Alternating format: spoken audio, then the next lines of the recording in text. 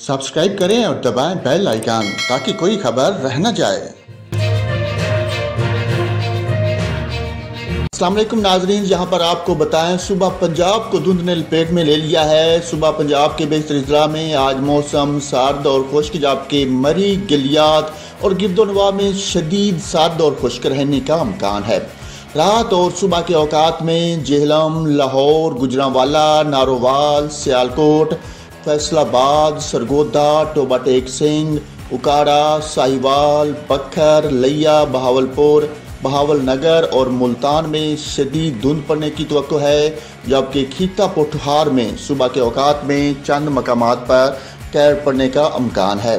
इसके अलावा आपको बताएं सुबह सिंध के बेशतर अजला में भी आज मौसम सर्द और खुश्क रहेगा। ताहम सक्खर, लाड़काना, मोंजुदारू, हैदराबाद और गिरदोनवा में धुंध पड़ने का इम्कान है।